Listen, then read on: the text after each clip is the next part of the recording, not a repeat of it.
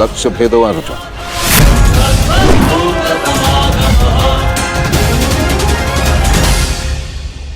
मैं नहीं चाहती कि मेरा कोई भी पुत्र एक दूसरे का वध करे।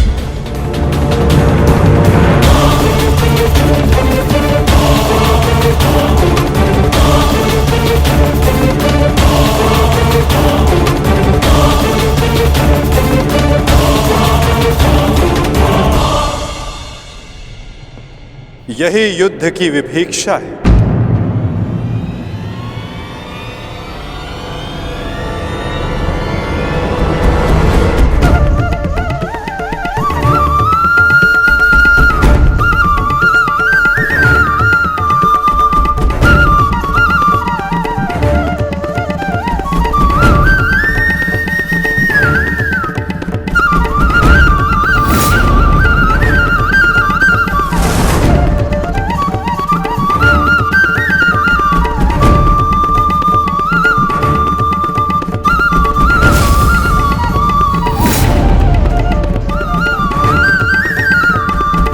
चाहे जो भी पक्ष जीते, परंतु हानि दोनों ही पक्षों को होती है।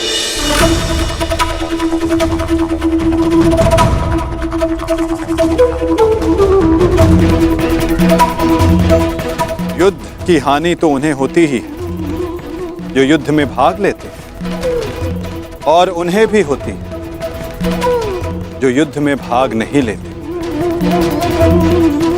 और अब जो मैं बताने जा रहा हूं, यहां उपस्थित कुछ लोगों को यह ज्ञात है, और जिन्हें ज्ञात नहीं है वो इस बात को जान लें।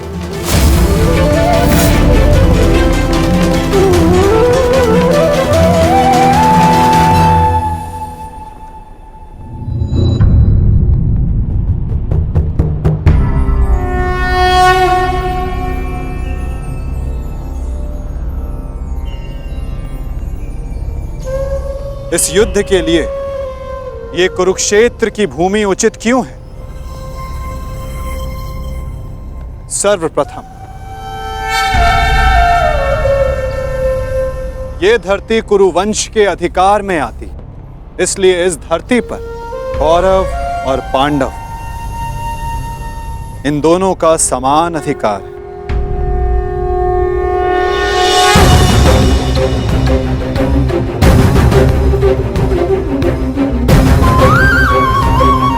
ये भूमि, ये पवित्र स्थल देव नदी सरस्वती के दक्षिण और दृश्यवाही के उत्तर दिशा में आता है।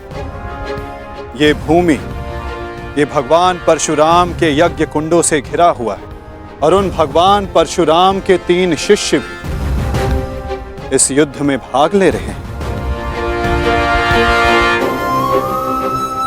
महर्षि कुरु ने बरसों तक इस भूमि को जोता और देवों से यह वरदान प्राप्त किया कि जो भी इस भूमि पर मृत्यु प्राप्त करेगा उसे मुक्ति मिलेगी, स्वर्ग मिलेगा।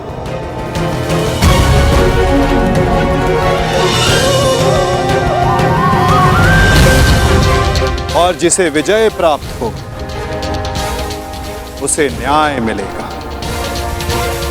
ये भूमि न्यायदात्री, पाप नाशिनी है, और ये युद्ध भी न्याय के विजय के लिए, पापों के नाश के लिए हो रहा है। मुझे विश्वास है कि युद्ध का परिणाम चाहे जिस पक्ष में क्यों ना हो, धर्म स्थापना अवश्य हो।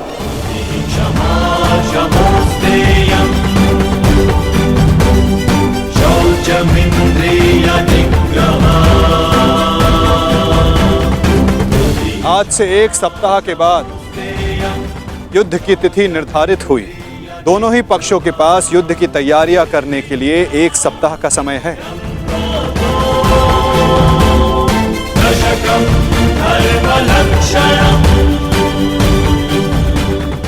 और उसके पश्चात दोनों ही पक्ष यहां पुनः उपस्थित होंगे।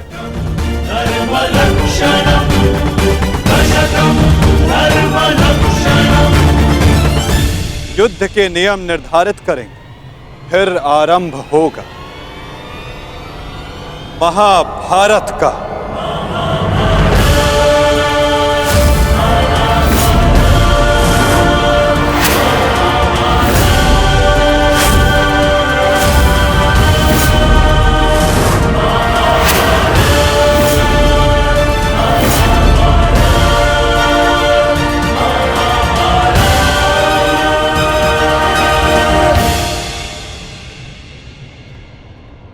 हेलो अर्जुन।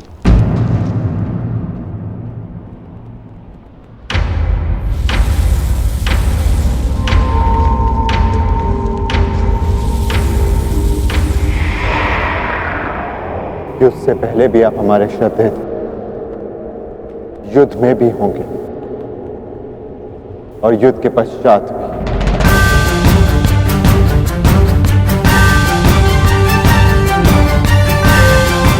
प्रणिपात। आयुष्मान भव।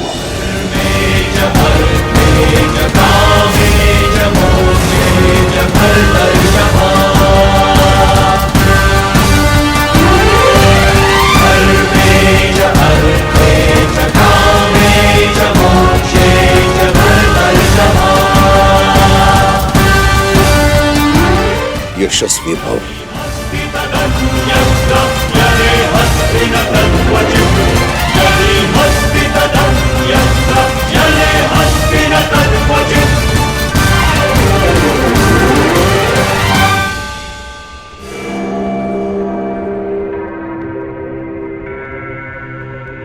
ये क्या था पितामह, जिन्हें हम युद्ध में परास्त करके उनका अंत करना चाहते हैं, उन्हें आप लंबी आयु का आशीर्वाद दे रहे हैं। ये दुर्योधन जब छोटे आशीर्वाद मांगे तो उनको आशीष देना बड़ों का कर्तव्य है।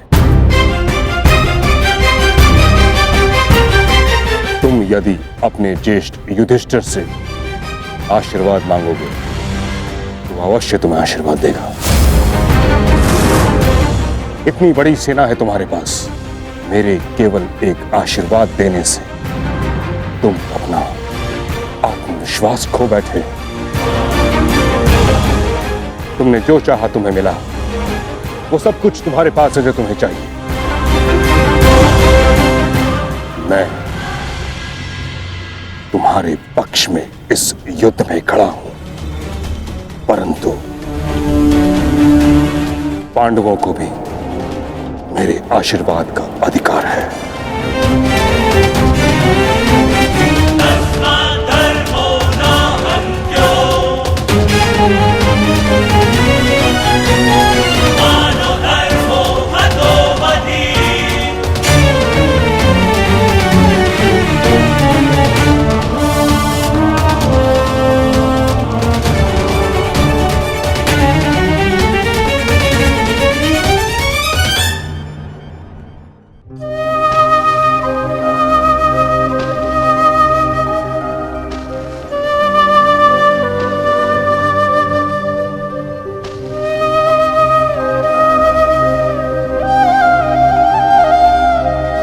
माते,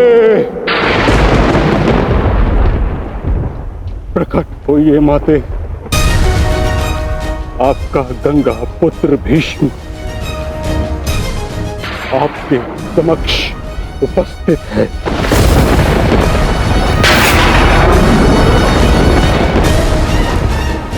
क्या मेरी आवाज आप तक नहीं पहुंच रही? समूचे संसार को अपने जल से शीतलता प्रदान करती हैं आप। आज अपने पुत्र के जलते हुए हृदय को शीतलता प्रदान करिए माते। प्रकट होइए। समझ गया मैं। आप मुझसे रुष्ट हैं, असंतुष्ट हैं। आप कर भी क्या सकती? इस पथ का चयन अपने लिए मैंने स्वयं किया, यही मेरा दोष है। मेरा दोष वो प्रारब्ध है जिसने मुझे इच्छा मृत्यु का श्राप दिया है। मेरा दोष मेरी वो प्रतिज्ञा है जिसे मैं तोड़ नहीं सका।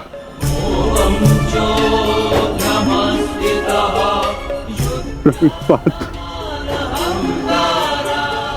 आज आपका ये पुत्र आपके आशीर्वाद के बिना ही युद्ध में भाग लेने जा रहा है। अपनी भूल के लिए भाग्य को दोष देना उचित नहीं है गंगापुत्र।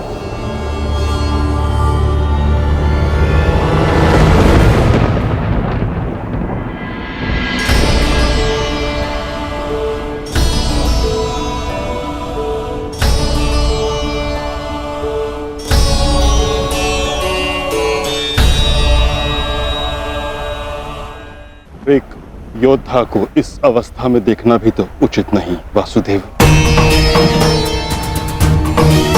मेरे समक्ष केवल एक योद्धा ही कहां खड़ा है। मैं तो उस पुत्र को, उस पितामह को देख रहा हूं जिसकी दृष्टि में अपराध बोध है और मन में पश्चाताप की अग्नि। सत्य कहा आपने। आप एक योद्धा को नहीं, एक अभागे को देख रहे हैं। मुझसे बड़ा अभागा इस संसार में कौन होगा। एक ऐसे युद्ध में भाग लेने जा रहा हूं जहां मेरे ही वंश के लोग एक दूसरे के रक्त के प्यासे हैं। भाइयों में प्रेम की जगह प्रतिशोध है, अहंकार है। बाण किसी ओर से भी चले, छाती मेरी ही छलनी होगी। रक्त किसी का भी बहे, हृदय मेरा रोएगा और मैं इस अनर्थ को रोकने के लिए कुछ भी नहीं कर सकता। जब आप रोक सकते थे तब आप मौन रहे गंगापुत्र।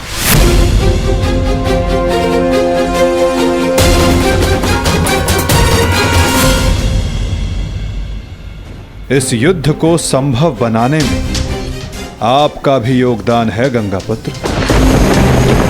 उस अधर्म के आप भी भागीदार थे। भागीदार नहीं वासुदेव, विवश था मैं। अपने वचन से, अपनी प्रतिज्ञा से बंधा हुआ था। आपकी प्रतिज्ञा हस्तिनापुर के सिंहासन की रक्षा करना थी और हस्तिनापुर एक वस्तु, एक राज्य नहीं, एक सोच थी जो भारत में धर्म का उदय कर रही थी। वचन या प्रतिज्ञा कभी उस कारण से अधिक बड़ी नहीं होती जिसके लिए प्रतिज्ञा ली गई है। आपकी प्रतिज्ञा का कारण था हस्तिनापुर की सुरक्षा, अपने वंश का यश, और आज आपकी प्रतिज्ञा हस्तिनापुर को, आपके वंश को कहां ले आई है गंगापुत्र। आपने हस्तिनापुर को ऐसा राजा दिया जो अपनी ही प्रजा के अश्रु नहीं देख सकता, ऐसा युवराज दिया जो अपनी ही भ्राताओं की संपत्ति से द्वेष रखता है। आपके इस वचन ने एक स्त्री का भरी सभा में सबके समक्ष मान मर्दन होने दिया। माता पिता अपनी संतान को वचन देते हैं कि वो उनका साथ देंगे, परंतु अपनी संतान को सही मार्ग पर रखना माता पिता का कर्तव्य होता है। यदि उचित समय पर आपका धनुष उठा होता, आपने अपना स्वर उठाया होता, तो आज संपूर्ण भारत महाभारत की चौखट पर ना खड़ा होता गंगापुत्र।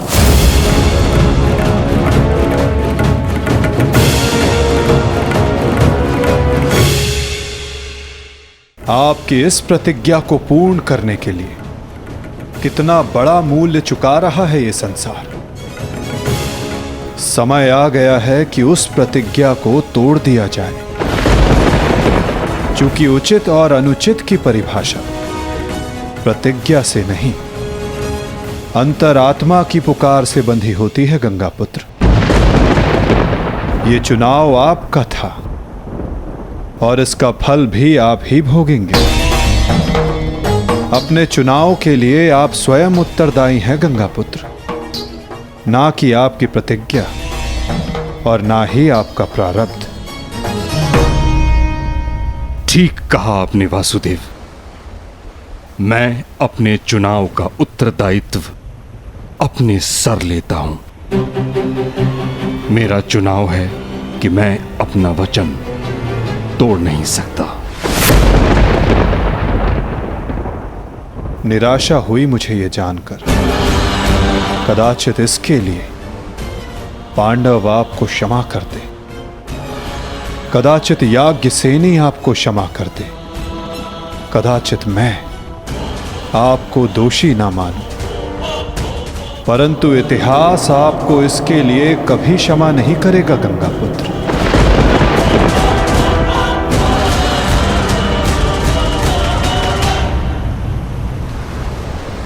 रुकिए वासुदेव, मैं नहीं चाहता कि मुझे क्षमा मिले।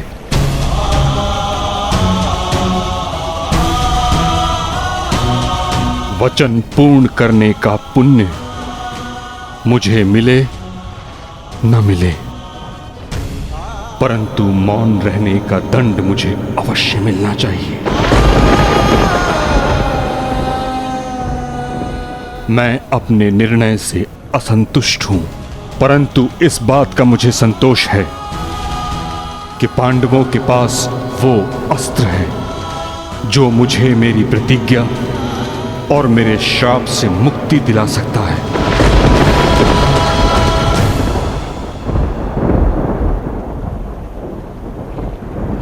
आप भली भांति जानते हैं कि मैं किसके विषय में बात कर रहा हूं, किंतु पांडवों को इसका ज्ञान नहीं। उनका मार्गदर्शन आपको करना होगा वासुदेव। भीष्म नामक समस्या का समाधान आप उनको सुझाएंगे। समाधान अपने गंतव्य तक पहुंचने को है गंगा पुत्र।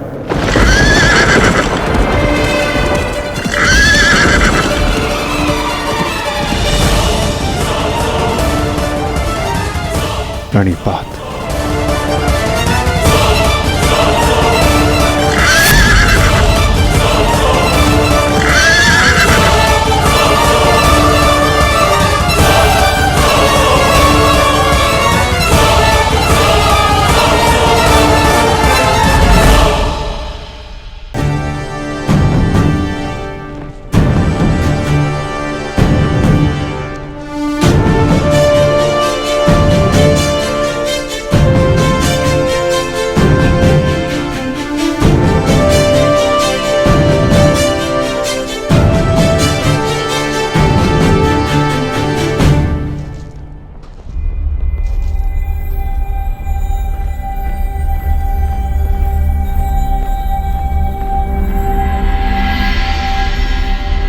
पिताश्री, आप इस भूमि को प्रणाम क्यों कर रहे हैं? क्योंकि ये एक अति पावन भूमि है जहां मेरे गुरु परशुराम ने तपस्या की। परंतु अब ये एक युद्ध भूमि है। अब यहां तपस्या नहीं, शत्रुओं का संहार होगा। एक योद्धा के लिए युद्ध भूमि उसकी कर्म भूमि, धर्म भूमि और यज्ञ भूमि होती है। मंदिर के समान पवित्र होती है। परंतु पिताश्री, मेरी दृष्टि में ये सोच एक योद्धा को युद्ध में निर्बल बनाती है। मेरा मानना है कि योद्धा जब तक क्रोधित ना हो तब तक वो प्रहार नहीं कर सकता। नहीं, क्रोध में किया गया प्रहार शत्रु से अधिक स्वयं को हानि पहुंचाता है।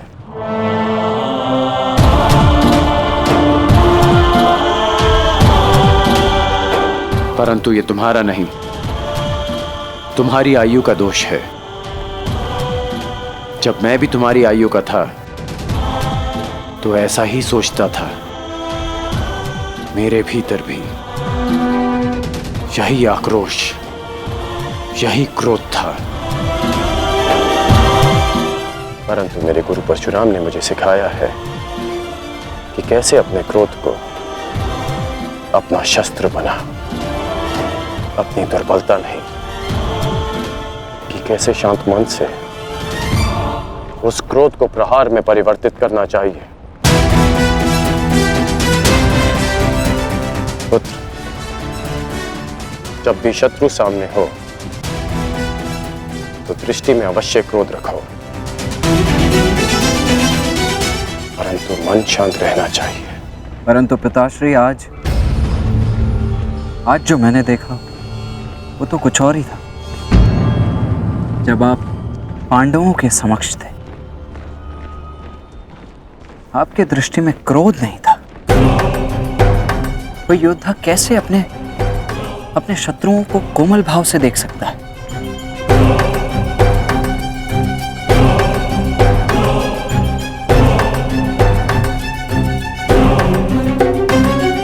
आवश्यक नहीं कि हर कोई जो हमारे विपक्ष में खड़ा हो, हमारे विरोध में खड़ा हो, वो हमारा शत्रु हो।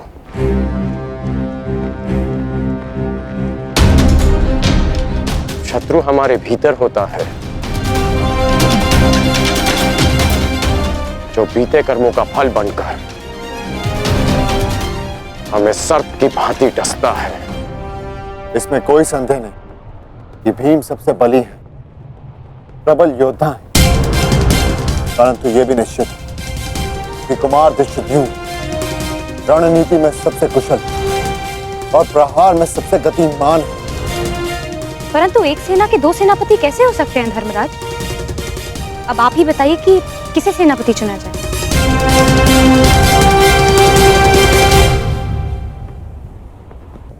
मेरा निर्णय यह है कि हमारी सेना के नेतृत्व के लिए सबसे अधिक योग्य एक विकल्प शेष है युधिष्ठिर।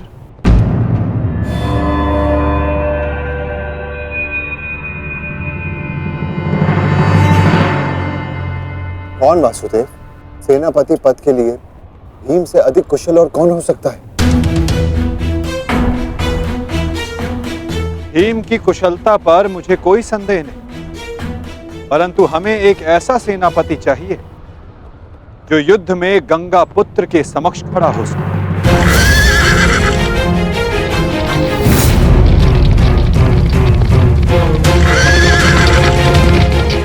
वो जिनके कारण युद्ध में विजय हमारी हो,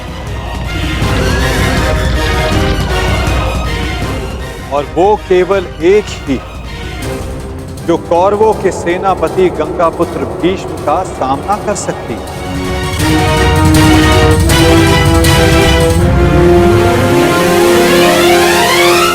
शिखंड।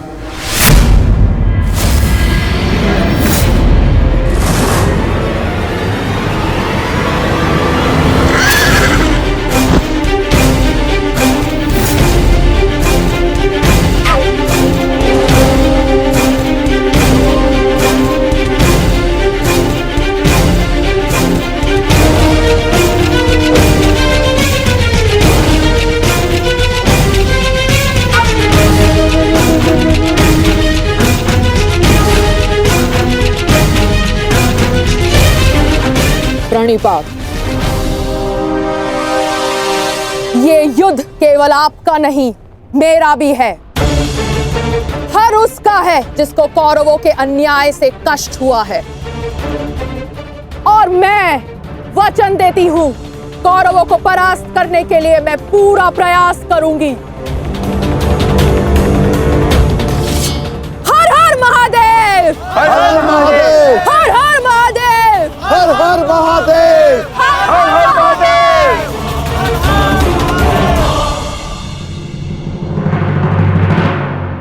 एक समस्या अब भी सामने है वासुदेव। हमारे पास 7 अक्षौणी सेना है और कौरव सेना 9 अक्षौणी। हमें कोई ना कोई समाधान अवश्य निकालना होगा वासुदेव। उन पांडवों के पास 7 अश्विनी सेना है और हमारे पास 9। चिंता करने की आवश्यकता उन्हें है, हमें नहीं। यदि तुम यूं ही बैठे बैठे आनंद मनाते रहोगे ना दुर्योधन, तो शीघ्र ही ये समीकरण बदल जाएगा। ना, मेरे कहने का तात्पर्य ये है कि शीघ्र ही ये समीकरण बराबर का हो जाएगा दुर्योधन। समझ गए? कैसे? मद्रराज शल्य स्मरण है? नकुल सहदेव का मामा है वो, मामा। और हर मामा अपने भांजे के अतिरिक्त और किसी का सगा नहीं हो सकता ना? और ये बात तुमसे अधिक कौन जान सकता है? उसके पास 2 अक्षौणी सेना है, 2। और वो भी अति शक्तिशाली। वो यदि पांडवों के पक्ष में चला गया ना, तो पांडवों की शक्ति हमसे अधिक हो जाएगी निश्चित। और हाँ, कलिंग का स्वयंवर तो स्मरण है ना तुम्हें दुर्योधन? शल्य को शत्रु का क्रोध अधिक शक्तिशाली बना देता है, देखा है तुमने? देखा है ना? और हाँ, मैंने तो ये भी सुना है कि शल्य सेना का हर एक सैनिक शल्य की इस विद्या में थोड़ा कम, थोड़ा अधिक कुशल है। ये तो चिंता का विषय है मामाश्री। नहीं होना चाहिए। शल्य को अपने पक्ष में कैसे किया जाए? है, मेरे पास एक योजना है दुर्योधन। मद्रराज शल्य अपने वचन का पक्का है, परंतु चरित्र का थोड़ा सा कच्चा। ये स्वभाव से थोड़े रसिक भी हैं। तुम समझ रहे हो ना मैं क्या कह रहा हूँ? रसिक हैं थोड़े से। चल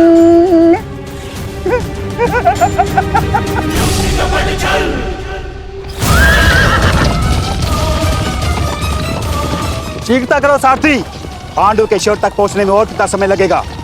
हम शीघ्र ही वहां होंगे महाराज।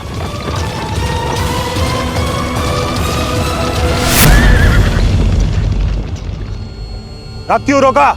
मार्ग में कोई है महाराज? किसका साहस जो मद्रराज का मार्ग रोक सके? मद्रराज की कोई सूचना अनुजो? अब तक मामाश्री का कोई समाचार नहीं आया है। समझ में नहीं आता किस कारणवश उन्हें इतना विलंब हो रहा है। प्रतीक्षा केवल दुर्बल करते हैं नकुल, योद्धा केवल प्रयास करता है। युद्ध आने को है, कहीं ऐसा ना हो कि तुम प्रतीक्षा करते रह जाओ और शत्रु अपने प्रयास में सफल हो जाए। अभी युद्ध के नियम निर्धारित नहीं हुए हैं। किसे क्या, कब, कहां, कौन सी अनहोनी हो जाए।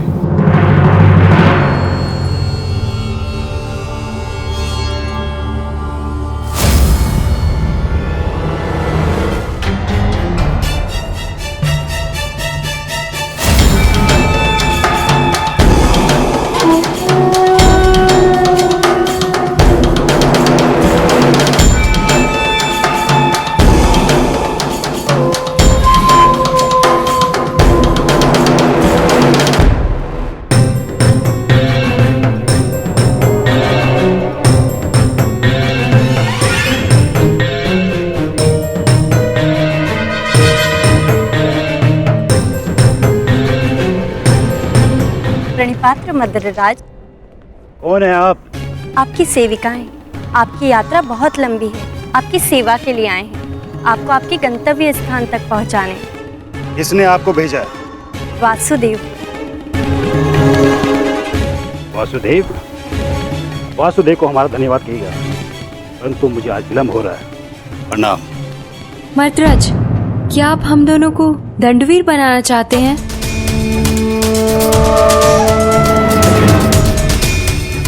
और वैसे भी युद्ध प्रारंभ होने में अभी कुछ दिन शेष हैं। मद्रराज, कहीं आप ये तो नहीं मानते कि हम इतने सुंदर नहीं हैं कि आप हमें आपकी सेवा का अवसर प्रदान कर सके? मद्रराज, युद्ध में जाने से पहले आपकी थकान का शांत होना बहुत आवश्यक है। तो क्या आप हमें ये अवसर प्रदान नहीं करेंगे?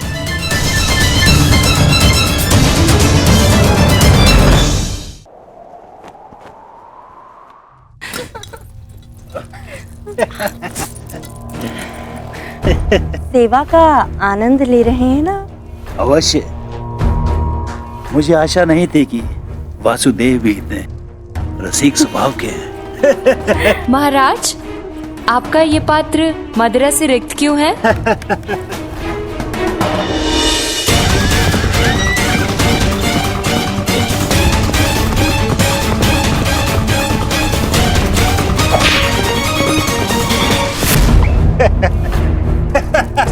महाराज, हमसे क्या भूल हुई? अभी तो आप युद्ध का आनंद उठाते रहे, लेकिन हमें भी तो आप अपनी सेवा का आनंद लेने दीजिए।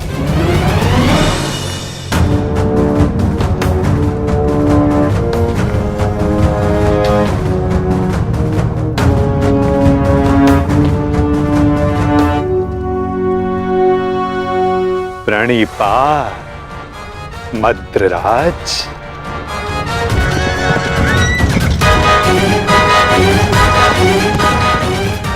आशा करता हूं कि इस वासुदेव से अतिथि सत्कार में कोई त्रुटि ना रह गई हो। नहीं नहीं वासुदेव, ये तो मेरे जीवन का सबसे उत्तम सत्कार था।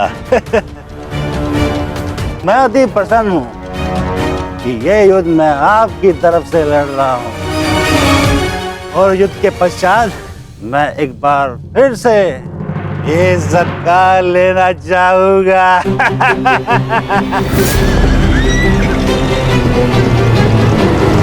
अवश्य, ऐसा सत्कार मैं आपका एक बार क्या कई बार करवाऊंगा, परंतु मैं आपसे आश्वासन नहीं मांग रहा हूं। मैं आपसे वचन चाहता हूं कि इस युद्ध में आप पूर्ण बल से और पूर्ण मनोयोग से हमारी सहायता करेंगे ना आप मद्रराज?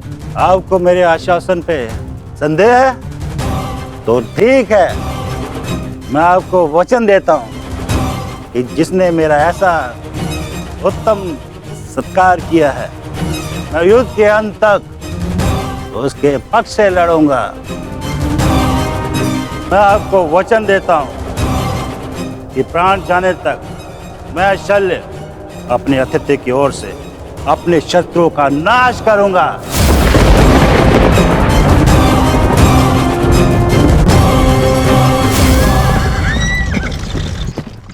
उत्तम, अति उत्तम। धन्यवाद मद्रराज, धन्यवाद। धन्यवाद मद्रराज, धन्यवाद।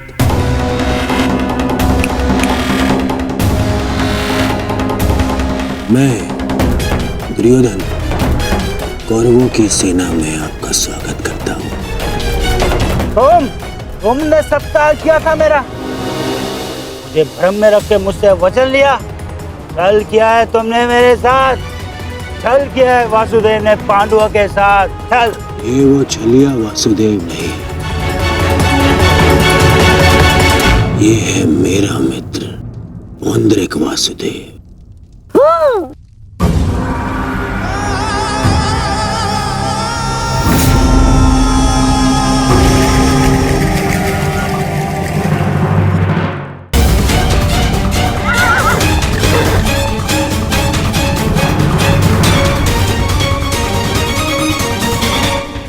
ये मामा श्री की सेना कौरवों के शिविर की ओर क्या कर रही है? ज्येष्ठ, ये सोचने का नहीं, बढ़ने का समय है। मैं तुम सबको महाराज शांत हो जाइए, शांत। आपने तो वचन दिया है, तो अब आपको कौरवों की ओर से ही लड़ना होगा। और युद्ध के नियमानुसार अपने ही पक्ष के योद्धा पर प्रहार नहीं करते मद्रराज, हैं? तो आइए, कौरव दल में आपका मैं शकुन महारथी शल्य का स्वागत करता हूँ। तुम सब ने छल किया है, छल। देख लूंगा तुम्हें सबको।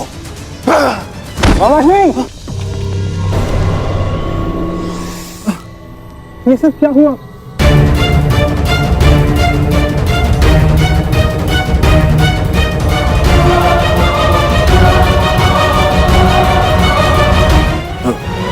पुत्र नकुल, मैं मगधराज कदाचित हिचकिचा रहे हैं। आओ पांडु पुत्रों,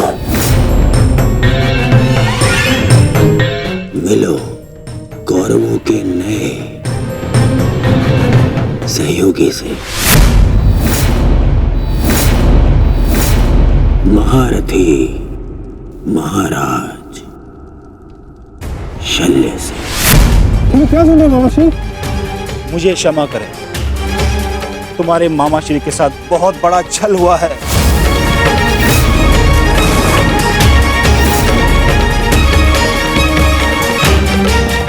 मुझे भ्रम में रखकर वचन लिया गया है मुझसे। भ्रम से ही सही, परंतु आप वचन के भार से बद्ध है मद्रराज। दुर्योधन, तुमने हमारे साथ छल किया है। मामाश्री ने सबसे पहले हमें आश्वासन दिया था। शांत विकोदर, शांत। पांडवों को आश्वासन मिला था, परंतु कौरवों को वचन मिला है विकोदर, वचन। और वचन वचन होता है, उसे तोड़ा नहीं जा सकता। परंतु यदि महाराज शैल्य वचन भंजक होने का कलंक अपने मस्तक पर लेना चाहते तो वो यहां से जा सकते हैं। परंतु युधिष्ठिर, तुमने तो इस युद्ध को धर्म युद्ध का नाम दिया है, तो क्या तुम अपने मामा का वचन भंग करने का अधर्म अपने मस्तक पर लेना चाहोगे? बोलो युधिष्ठिर।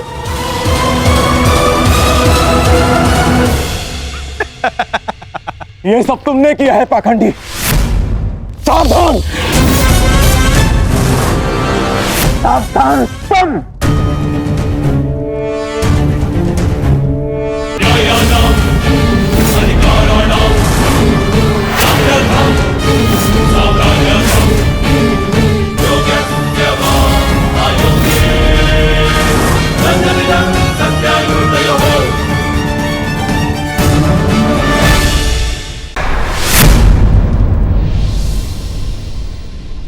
रुक जाओ दुर्योधन। नहीं मामाश्री, आज मेरे मध्य मत आइए। बहुत हो गया, बहुत हो गया इन पांडवों का। आज अभी और इसी क्षण इन पांडवों को और इस युद्ध को समाप्त कर दूंगा मैं। और मुझे भी कोई कारण नहीं दिखता कि मैं तुम दोनों को अभी उसी समय समाप्त न कर डालूं। कारण है मेरे पास भीम, है कारण, परंतु वो कारण मैं तुम्हें नहीं बताऊंगा, तुम्हारे ज्येष्ठ भ्राता युधिष्ठिर को बताऊंगा। क्यों धर्मराज, आप तो स्वयं धर्म के प्रतीक हैं। आपसे ऐसे अधर्म की आशा नहीं की थी मैंने। और धर्म आपने किया है मामाश्री। आपने मामाश्री शल्य को अपनी चाल में फंसा। कोई छल नहीं किया, कोई अधर्म नहीं किया है मैंने।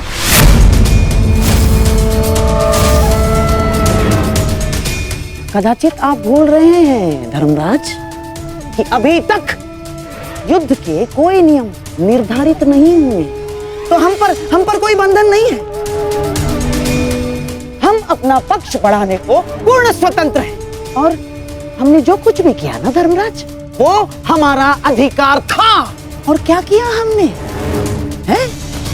हमने केवल और केवल एक अतिथि का सत्कार किया, बस। मातृदेव भव, पितृदेव भव, आचार्य देव भव, अतिथि देव भव। पढ़ा होगा आपने, हैं? अपने धर्म में। तो बताइए, एक अतिथि का सत्कार करना क्या दंडनीय है? और कोई छल नहीं किया इस पौंड्रक वासुदेव ने। अतिथि ने पौंड्रक वासुदेव को अपना परिचय पूछा तो उन्होंने बता दिया, उसमें क्या भूल की?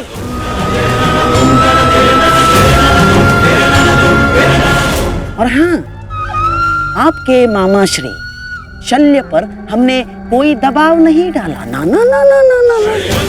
बिल्कुल दबाव नहीं डाला, अपितु हमारे आतिथ्य से प्रसन्न होकर हमारे साथ रहने का उन्होंने हमें वचन दिया स्वयं।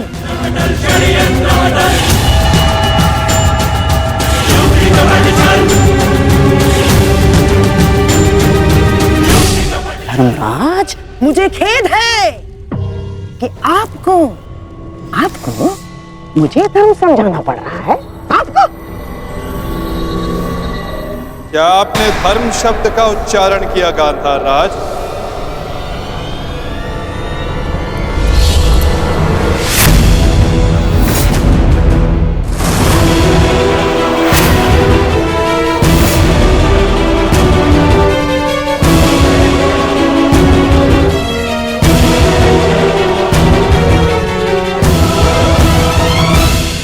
धर्म अधर्म का ज्ञान आपके मुख से सुनकर आश्चर्य हुआ,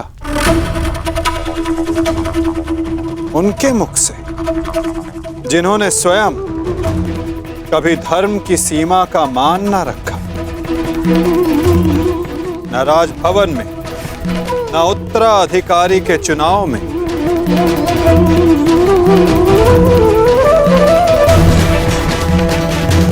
न द्यूत क्रीड़ा में, न दूत के सत्कार में। और आप धर्म की बात करते हैं गांधार राज। इनसे और क्या अपेक्षा की जा सकती है माधव? आज तक अधर्म और छल के अतिरिक्त इन्होंने हमें दिया ही क्या है? अब ये मामाश्री का धर्म है, वो ही बताएंगे कि उन्होंने किस और से युद्ध करने का निर्णय लिया है। मेरा भी तो प्रश्न यही है, परंतु कुछ भी कोई भी निर्णय लेने से पूर्व एक बार तनिक सोच लीजिएगा। हाँ? इस बात का स्मरण रखिएगा कि एक राजा का अपने नियम को तोड़ना अशोभनीय, निंदनीय होता है।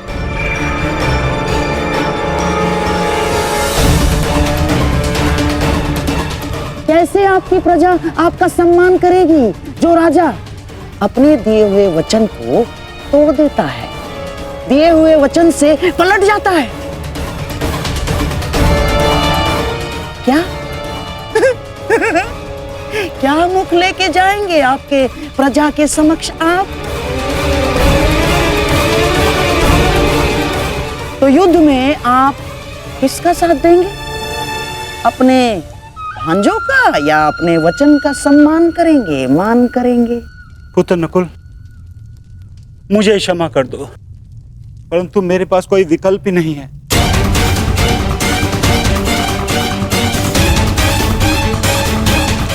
मुझे अपने वचन के मान के लिए इन कौरवों का पक्ष चुनना ही होगा।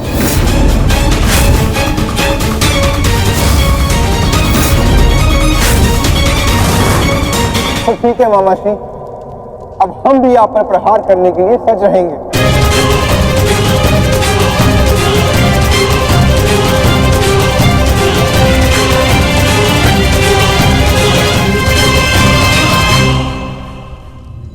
आपको इस निर्णय का गंभीर परिणाम भुगतना होगा। ये मेरी प्रतिज्ञा है।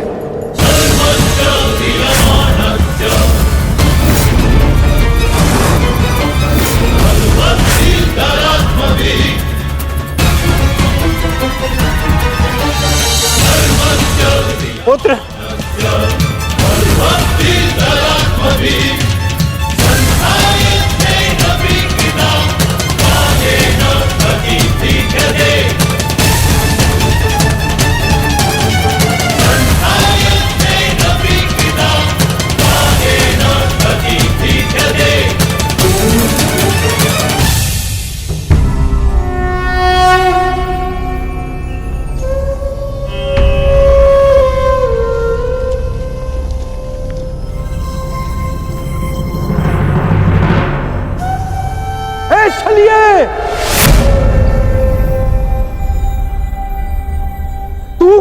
बोल दिया।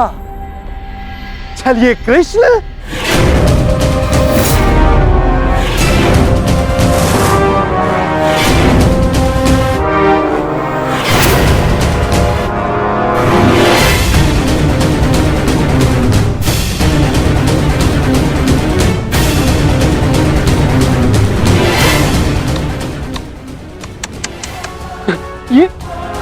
ये क्या देख रहा हूं? वो कृष्ण जिसके मुख से मुस्कान कभी जाती ही नहीं थी, आज वो इतना गंभीर मुख बनाकर बैठा है, इतना विद्रूप मुख बनाकर बैठा है। तनिक सोचो, युद्ध के पूर्व ही तुम्हारी ये दशा है, तो युद्ध के पश्चात तुम्हारी कैसी दशा होगी? अब मुझे तुम्हें देखकर क्रोध नहीं आता, दया आती है, दया।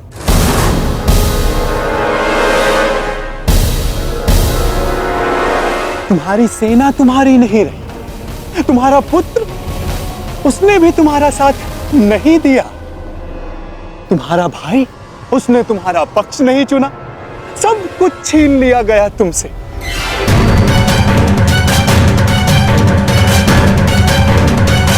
अरे हाँ, मुझे तो अभी स्मरण हुआ, तुम तो बड़ा मायावी बनते हो ना, तो क्यों नहीं रोक लेते ये सब? हाँ, रोक लो, रुको।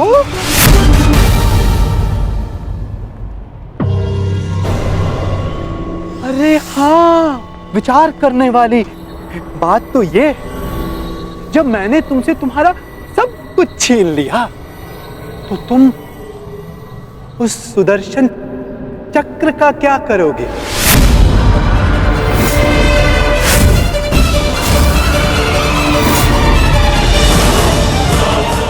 क्या करोगे तुम उस सुदर्शन चक्र का? मेरी वस्तु मुझे वापस दे दो, मुझे मेरा सुदर्शन चक्र वापस दे दे पाखंडी कृष्ण। बस पाखंडी, मत भूल तू किसके समक्ष खड़ा है। शांत, शांत बालक, शांत। ये मत भूलो, जब दो महापुरुष अति मानव वार्ता कर रहे हो, तो एक साधारण बाण चलाने वाले को मौन रहना चाहिए।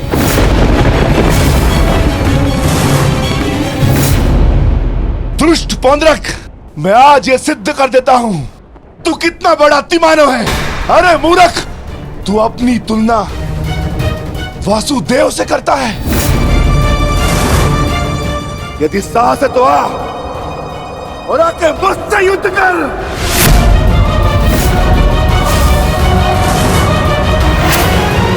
मूर्ख तो तुम पांडु पुत्र हो।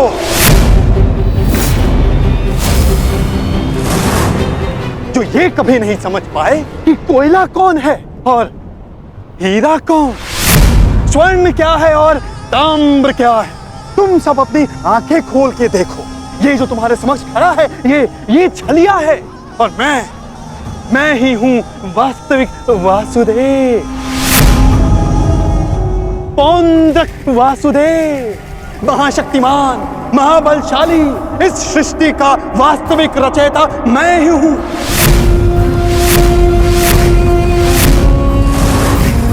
यदि मैं चाहूं तो तुम सबको एक क्षण में तुम सबका अंत कर सकता हूं। इसलिए मुझे मेरा अस्त्र उठाने के लिए पौंड्रक,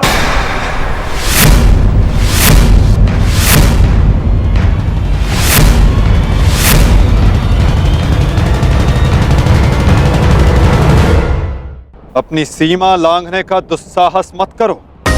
मैं तुम्हें पहले भी चेतावनी दे चुका हूं और आज अंतिम चेतावनी देता हूं। मुझे वो करने के लिए बाध्य मत करो जिसके पश्चात तुम्हें पश्चाताप करने तक का अवसर ना मिले।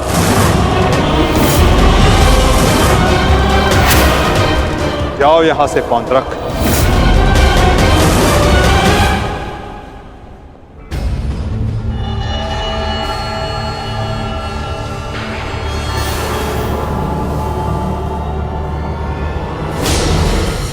अवसर तू मुझे देगा, मुझे, वास्तविक वासुदेव को, पौंड्रक वासुदेव को।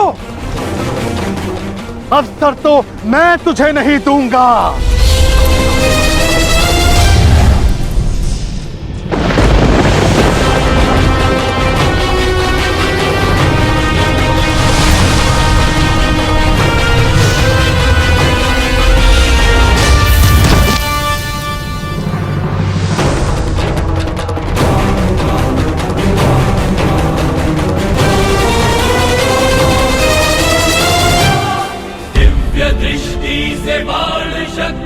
से जीते ये सारा रण, शांत चित धरे आत्मबल भरे, जीते हर बाधा कर, छूट ना पाए लक्ष्य हो जाए सूक्ष्म सा छुपा होकर, वेग है सूर्य तेज है कवच चढ़ा इसके। दोबारा ऐसा दुस्साहस मत करना, अन्यथा कुछ करने के योग्य नहीं रह जाओगे पौंड्रक।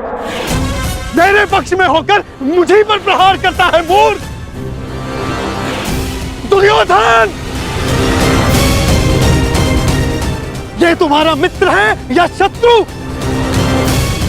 तुम्हें पूर्ण विश्वास तो है ना कि ये हमारे ही पक्ष में है? अपने इस सूत पुत्र मित्र को समझा दो कि मेरे और उस पाखंडी कृष्ण के मध्य आना बंद करे, अन्यथा तुम्हारे मित्र को दुष्परिणाम भुगतना होगा। मित्रगण, पौंड्रक को चित कह रहा, तुम हमारे पक्ष में हो, तो पौंड्रक को वासुदेव पर प्रहार करने से क्यों रोका? क्योंकि मैं वीर दुर्जय योद्धा दुर्योधन के पक्ष में हूं। पीठ पीछे वार करने वाले को कायर कहा जाता है, वीर नहीं। और ये कहां का न्याय है मित्र, जहां एक निहत्थे पर पीछे से वार किया जाता है? क्या युद्ध से पूर्व ही हमारे पक्ष के योद्धा युद्ध के नियम भूल गए हैं?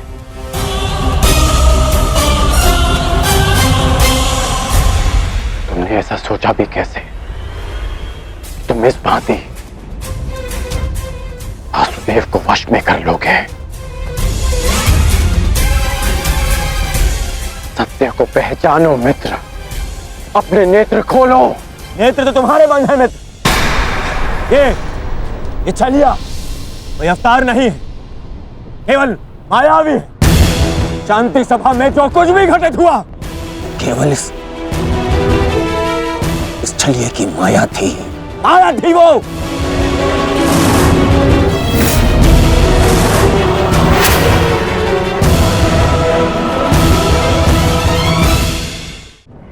मित्र, तुम फिर से भूल कर रहे हो। भूल तो दुर्योधन ने किया, तुझे अपने पक्ष में रखकर विश्वासघाती। सत्य का ज्ञान तो तुझे नहीं है, तू अपने नेत्र खोल के देख। दुर्योधन, ये विश्वासघाती इन पांडवों के साथ और इस छलिए कृष्ण के साथ जाकर मिल चुका है। छलिए कृष्ण की वाणी बोल रहा है, उसके वश में है ये। अपने कर्मों को वश में ना रख पाए, परंतु अपने शब्दों को विराम लगाओ पौंड्रक। विश्वासघाती और छलिए तो तुम हो, जो स्वयं को किसी और के रूप में ढालना चाहता है। तुम एक अस्तित्वहीन घृणित जीव हो, जिसके पास ना कोई सम्मान है और न स्वयं की पहचान। तो अब एक सूत पुत्र मुझे मेरी पहचान और मान का ज्ञान देगा? पहचान तो मैं तुझे गया। तूने पांडवों और इस कृष्ण के साथ मिलकर दोनों तरफ संधि की है। मित्र दुर्योधन, ये विश्वासघाती युद्ध में तुम्हें अवश्य हानि पहुंचाएगा। नहीं। शांत हो जाओ अंगराज, शांत हो जाओ।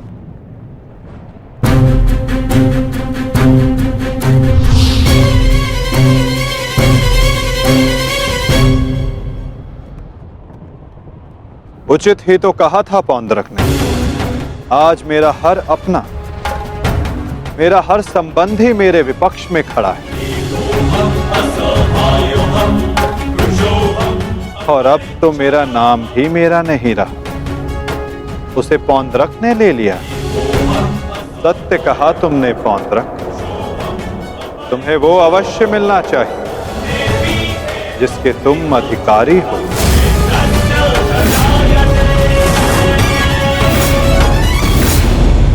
अद्भुत कृष्ण अद्भुत, आज प्रथम बार तेरे मुख से सत्य निकला है। चलिए तो अब मुझे वो सुदर्शन चक्र दे दे जिसका वास्तविक अधिकारी मैं हूं।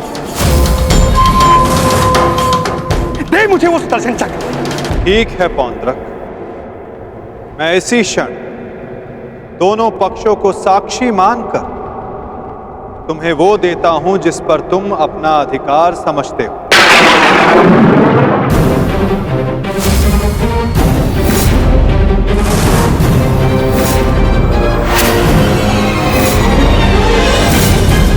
जो निश्चित रूप से तुम्हें वासुदेव में परिवर्तित कर देगा।